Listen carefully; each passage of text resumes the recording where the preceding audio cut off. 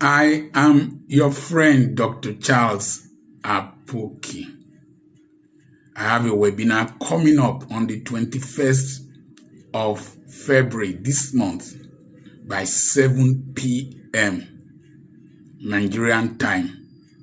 We're going to look at endless opportunities, endless possibilities. It will open your mind and it will set your brain free to attain heights you never imagined.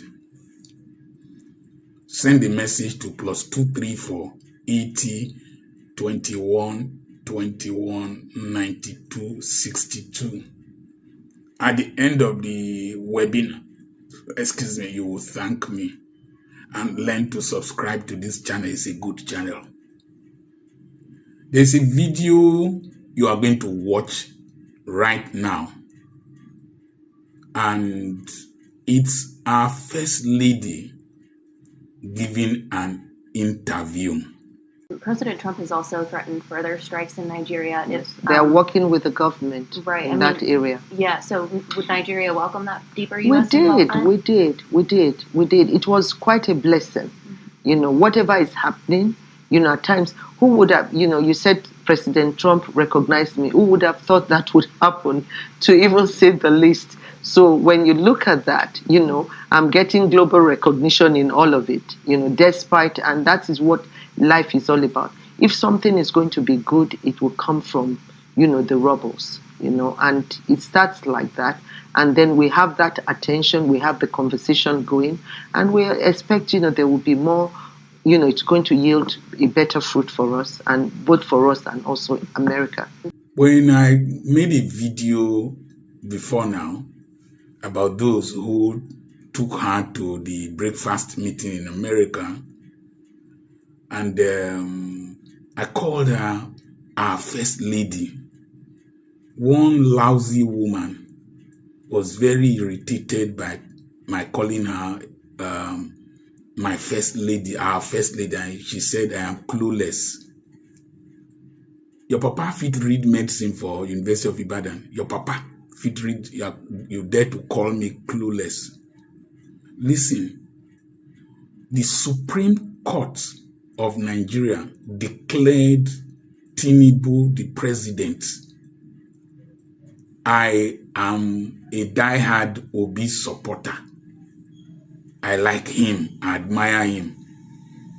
But the Supreme Court declared Tinubu the president of Nigeria.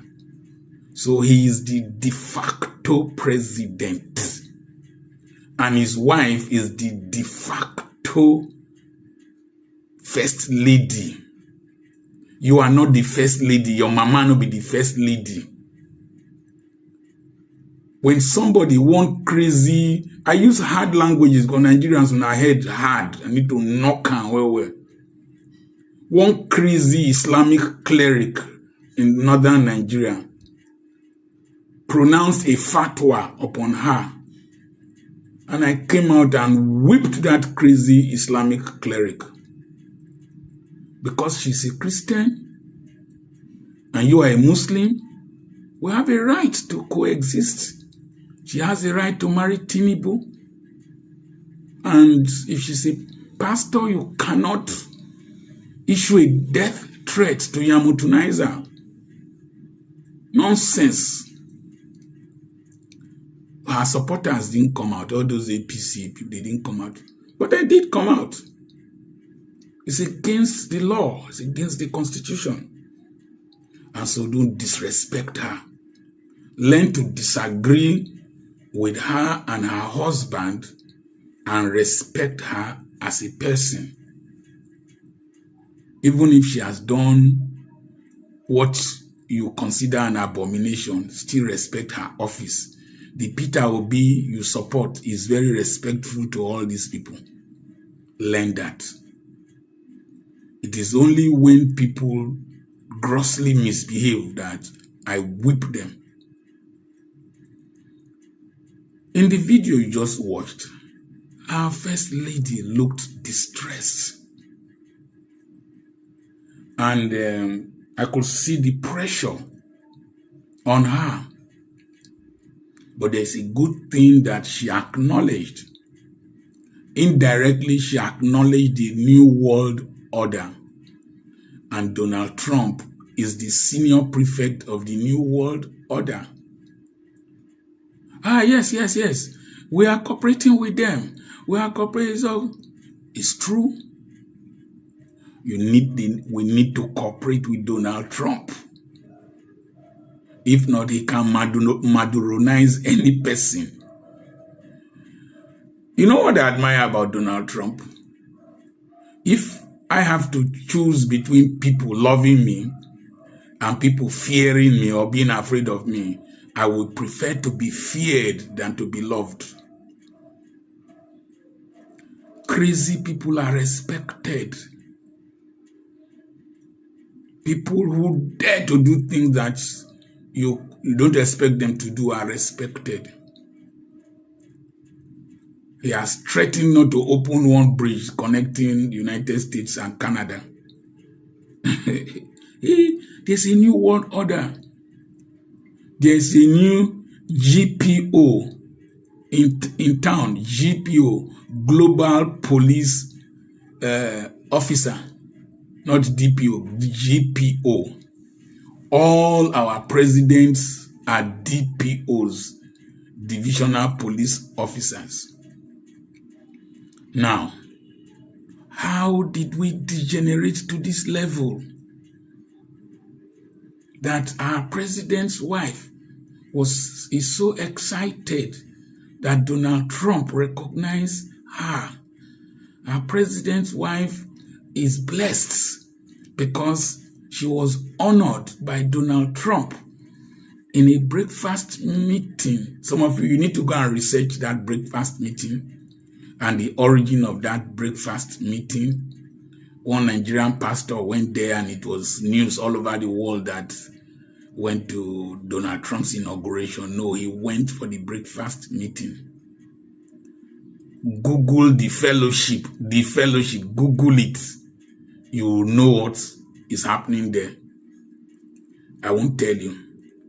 Now, just imagine the time of Muritala Mohammed. Muritala Mohammed nationalized BP, British Petroleum. The whole of the UK was shaking.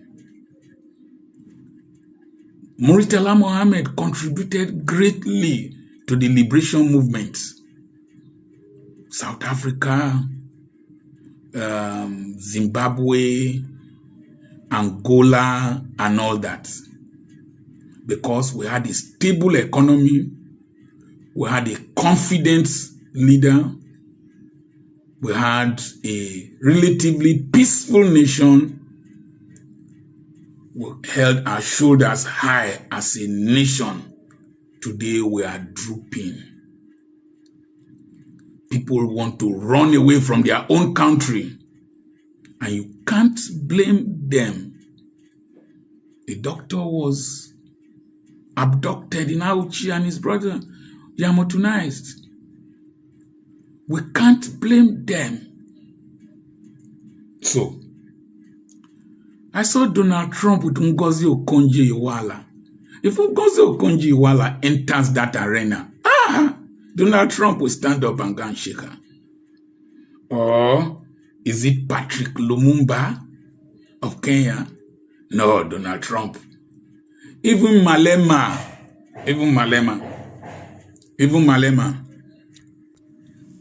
If they agree to give Malema a visa to the US, his presence will attract noticeability, will cause traction. What will I say about Dr. Adedeji of the African Development Bank? And so one time, it was parleying with Donald Trump. I saw the statue, is this statue now? Yes, of statue of Donald Trump. Is it in London or in Belfast that I saw it?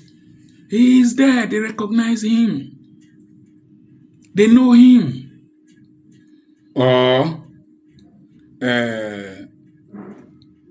some other African leaders, even some footballers, if they enter there, they will know them. You people sneaked our first lady into that place. Now no get sense. Those people that did that thing just sneaked our first lady. She did not need to go there. She did not need to go there. We have a group of people who are crafty but not wise and not classy. I hardly go to any ceremony where I'm not playing a prominent role. No. Hardly. I stay in my house, keep my respect. Over availability reduces value. If you go to a party where you were not invited, if you break a china plate, you will pay. And so, but let's be truthful. The first lady did not need to go there. She did not cause the problems that her husband is facing. No, the problem started before Buhari. Buhari was one of the worst things that ever happened to this nation. I keep saying it. And they are writing books to excuse his lousiness.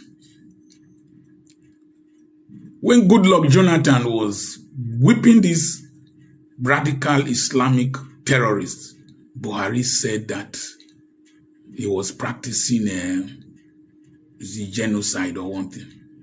Even one retired major general whose wife is a judge or a justice said Goodluck Jonathan was practicing ethnic cleansing. Then Buhari came and wanted to Fulanize and Islamize the nation, gathered his cronies around him, and treated these criminals with kid gloves. But Tinubu willingly inherited the problems. He thought it was child's play. Agbado, cassava, what will they eat? We don't need clowns any longer in this next campaign.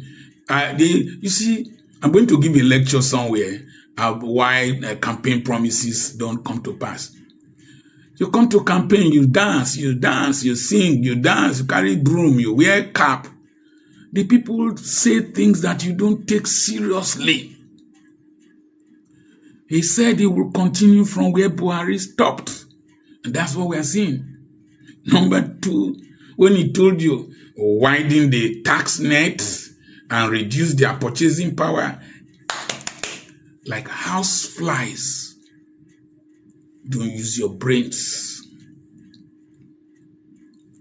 He did not know the seriousness of what he was getting into. I saw the wife was stressed. I felt pity for her because Tinubu is being criticized by those who kept quiet under Buhari. They are now vocal. Them El Rufai, all these people then you see. Most of these fellows are core tribalists, including your general overseers and your pastors and your politicians and your confraternity leaders and all that, who came out to protest against Goodluck Jonathan. They are all in their shells now because their tribesman is there. I did a video on idiots, stupid people, tribalists, and bandits. I don't have regard for most of these people. I'm not standing brief for President Tinubu and his wife. I'm just stating the obvious. That woman looked stressed. Our first lady looked stressed and humbled by the burden of office. Yes. We are cooperating. Looked humble. All those of you talking sovereignty. The first lady understands the pain more than you. Now, there is a new world out, I told you, and she has realized it. the earlier we realize it and take the necessary actions. You can't rule your nation anyhow, and you think that people will not sanction you, they will not mess you up. No, that era has gone. 2027, if you rig elections and you do anyhow, they will sanction you, sanction your children, sanction your wife. Look at Kwankwaso's name has come out. Look at Meiti Allah. Look at all the rubbish activities that people have been doing in this country. The world is now a global street. And the president of the Landlords Association is not taking trash any longer. I could see our landlady under pressure. The next thing is that Tinubu should have remained a kingmaker in this western part of Nigeria and controlled Lagos and up to the other parts of the western part of Nigeria and not ascended to the presidency. What we are seeing is called Peter's Law of Promotion. Peter's Law of Promotion states that if you keep promoting a man, at a point you will promote him into incompetence. Tinubu has promoted himself to a position that he is finding difficult to handle. Let me tell you one thing straight away. I support Peter Obi, but he will have equally found it very difficult. And his criticism will have been worse off. But most probably he will have surrounded himself not with houseflies that applaud everything, defend everything, and dine in the wrath. Atiku should remain an elder statesman and enjoy his money and his old age peacefully. There are some gifts you don't accept. There are some positions you should reject. And our First Lady and Tinubu, they are undergoing so much pressure that I don't even recommend for my enemy. Money is not everything. Convoys are not everything. Flight are not everything. Sycophants around you is not everything. There's something called legacy. The tragic thing about legacy is that when your legacy will be analyzed, defended, published, scrutinized, you will not be there to defend yourself. Act well now. Act well now so that your actions will speak on your behalf. Dr. Charles Apoki is still my name. Remember the webinar? 21st of February, 7 p.m. Nigerian time is online. I'm going to talk about endless opportunities, endless possibilities. Send a message to +234 80 21 21 92 62 to register. And you have not subscribed to the channel. No good though. God bless you. Subscribe.